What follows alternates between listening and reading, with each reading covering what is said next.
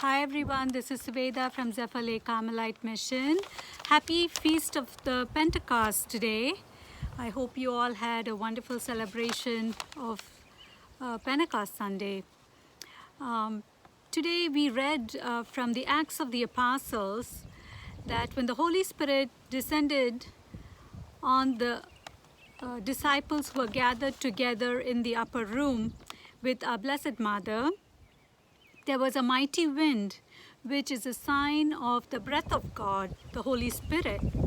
And it filled the entire house. And if you read in the Gospel of John, a different version of the Pentecost is mentioned there, where the disciples and our Blessed Mother, they had all gathered in the same upper room where they had had the Last Supper. And they were there because of the fear that they would get persecuted by the Jewish authorities and the leaders, the spiritual leaders of that time, because they were worried that the disciples would convert more people to follow Jesus. And so they were being pursued. So they were afraid and they were in that room, and that's when the room was filled with a mighty wind. And there were tongues of fire resting on each one of them. And they were filled with the Holy Spirit. And obviously, the upper room was in Jerusalem. And in Jerusalem, people had come for this Pentecost feast. People had come from every nation. That's what we read in the Acts of the Apostles. There were men, devout Jewish men, from every nation under heaven. They were present there. So Jewish people were not just from that local, from Israel. They were Jews, even in those times, 2,000 years ago, there were Jews all over the world. Because some were Jewish by birth, but there were many converts. There were those who were born Jews and those who were converts to Judaism. And it says there were even Arabian Jews. And there were Roman Jews. And there were Jews from Mesopotamia, Judea, and there's so many other places it mentions here. Egypt, Libya, Asia, so many of them. So we know that today there's tremendous conflict going on in Israel and in Gaza and West Bank. And I wonder, there were Arabian Jews, so it's not really an Arab-Israel conflict, because there are Arabs who are Jews too. And this is from the Bible, from Acts of the Apostles, and I'm sure everybody knows this, who know history. And anyway, each of these people heard the disciples in their own language, and the speech that Saint Peter gave on behalf of the 11, that's what it says in Acts of the Apostles, that Saint Peter spoke on behalf of the 11. Because if you remember again in John's Gospel, before Jesus breathed the Holy Spirit on them, we hear Jesus asking Peter, will you feed my sheep? 3 times he asked, do you love me? Feed my lambs. Do you love me? Feed my sheep. So he does that 3 times to Peter, because Peter had denied Jesus 3 times. So he now confesses his love for Jesus 3 times. And so Peter stands up on behalf of all the 11, and he preached to the people, the Jewish people who had gathered there from every nation, the good news of Jesus Christ. And in the end, he asked them to repent. Repentance meaning acknowledging our faults, not justifying them. Those people who justify their errors will not be saved. That is the sad truth. If we keep on persisting in our evil ways, murderous ways, war waging and terrorism and oppression of people, being racist or being discriminatory towards women or towards a person of different race, any of those things, if we do those things and if we don't repent but justify, then we cannot be saved. We can pray all day long, but we will not be saved. That is not the way of Christ. The way of Christ is to repent and then to be baptized in the name of Jesus Christ for the forgiveness of sins and to receive the Holy Spirit. And of course, for those of us who are baptized as young children, we continue to ask for a new outpouring of the Holy Spirit every day, every moment. It's a renewal of the Holy Spirit who's already within us.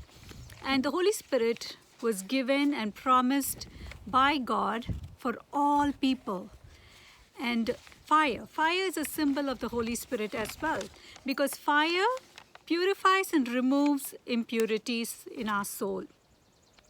When fire consumes the wood takes on the nature of fire. And St. John of the Cross speaks of this in detail in the living flame of love. And this is the divinization that happens when we surrender ourselves to God completely. Then we take on the nature of God by the infilling of the Holy Spirit. Without the Holy Spirit, we will be unable to see our faults. We will not be able to come to conversion without, having that Holy Spirit who examines our soul, who helps us to examine our souls so that we can correct our errors. We all need the Holy Spirit. Many conflicts can be avoided if we allow the Holy Spirit to circumcise our own hearts, to remove hatred, to remove conflict, to remove violent responses. What is the point of the circumcision of the flesh if our heart is filled with malice, murder, war, violence, arrogance, dishonesty, manipulation, hard-heartedness? It is of no use. And today, I especially would like to pray for peace in Jerusalem. We pray every day as Carmelites and as Catholics. We pray the Divine Office. Every single day we pray for the peace of Jerusalem. And today let us pray as David, who had murdered Uriah for his lust for Uriah's wife, he ended up murdering. And today we murder or we start wars and things like that for land and for property and whatnot. And that's not the way of God. So David in Psalm 51 is asking for God's mercy after the prophet Nathan points out to him that he had committed something very wrong. And he immediately prays, he seeks God's mercy for the violence that he had committed. And let's pray Psalm 51, just 2 verses from there. Create in me a clean heart, O God, and put a new and right spirit within me. Cast me not away from thy presence, and take not thy Holy Spirit from me. Restore to me the joy of thy salvation, and uphold me with a willing spirit. And with that, I would like to pray for both the Arabs and the Israelis, and for all people around the world, for peace, and that there will be a special outpouring of the Holy Spirit on all the people who are suffering, our own hearts, for our family members, for the church, and for people of goodwill all over the world. And one more thing I'd like to just mention is I was watching a talk by the Dalai Lama. He was living 60 plus years ago in Tibet. That's where he had been born, and he was raised there. And but due to political reasons, Buddhism was being suppressed by China in Tibet, and his life was in danger. So he had to flee from Tibet, and he came to India, and he said that he was welcomed by the Prime Minister, Jawaharlal Nehru, and he was given a home to stay. But he integrated so beautifully with the community there. He was a refugee from Tibet, came in India, lived for 60 plus years there with his followers, so joyfully, so happily, and so integrated, humbly, thanking the people for giving him place to live. Now let's look at the situation with Palestine and the State of Israel. State of Israel was not created by the Palestinians. It was created by the United Kingdom, and other developed European countries. But the state of Israel was needed. It was needed because the Jews were being targeted, and they had nowhere to go. They were refugees, and that there were Jews already living. Some people living, very few, living in Jerusalem, because in 70 AD, as Jesus had predicted before his death, that the temple would be destroyed. In 70 AD, the Romans did destroy the temple, and all the Jews were scattered all over the world. You know, there was hardly any Jews left in Jerusalem. And after, in the 1940s, when the state of Israel, or the nation of Israel, was created, the Palestinians didn't accept the fact that they were not consulted to bring in and create a new state for the Jewish people. So that's how the conflict began, because they didn't look, in Dalai Lama's case, he requested Nehru, the Prime Minister of India, and he got that place. So they lived, there was this coexistence, peaceful coexistence. And that's just one instance. There are other refugees other countries also have, including in the United States and Canada and all. We have so many refugees. But so in this case, they were not consulted. It was forced upon them. So the Palestinians now really need to look at their heart to see the plight of the Jewish people, what they underwent during Holocaust, and think of them as their brothers, brothers because of our common father Abraham, and treat them as you would, as the Quran says, how you would treat a guest. You would treat them as heavenly visitors. That is how you should treat your Jewish brothers. And then, as for the Jewish brothers, they should look at their Muslim brothers as their benefactors. They should treat them, not just give them equal rights, they should treat them better. There should be equal representation in every committee, in every public institution, in government, private and public sector. There should be equal representation for the Arabs as it would be for the Israelis, and it should be it should be inclusive of Christians, Jews, Muslims, all the different faith religions, should be included, and there should be laws and things in place so that there is mandatory equal representation needed. Similarly, like for women too, there's not a lot of countries don't give equal representation for women.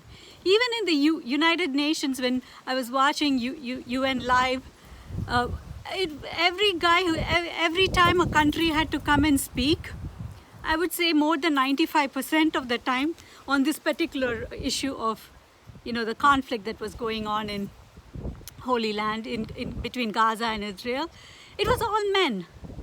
Almost, I didn't see more than maybe one or two women. Even that, I think I might have imagined. It was all men who were standing up and speaking.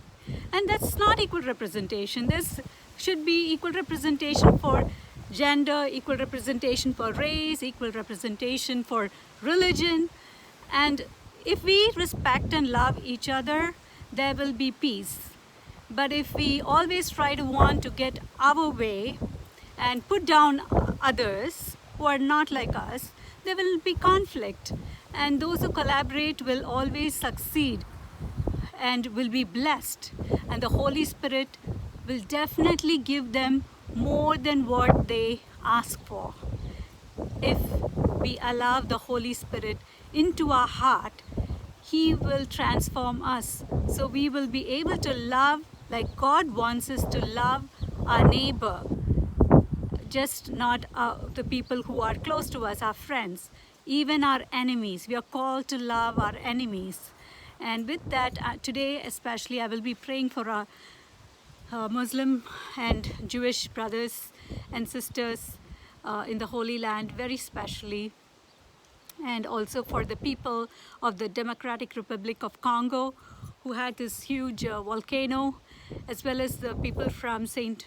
Vincent Island in the Caribbean, and people in Colombia. The Pope was mentioning that they're having conflicts there, and for people in Myanmar, people in China, people in India. I just got a message this morning. I actually talked to my sister this morning who who works in a hospital ICU in India. And there were 8 people who died. She had to write these death certificates. People ranging from 29 years onwards, and very young people. So I want to pray for the end of the COVID-19 pandemic. And also I would like to pray for people in Africa, people in South America, Central America, for the Native Americans, for the Burmese people, for the people in Philippines, for everyone around the world, for good health, for peace and the end of all conflict and war. This Pentecost, may the Holy Spirit fill the whole world and give us all our heart's desires, provided they are in accordance with the will of God. Thank you for watching, and again, happy Pentecost.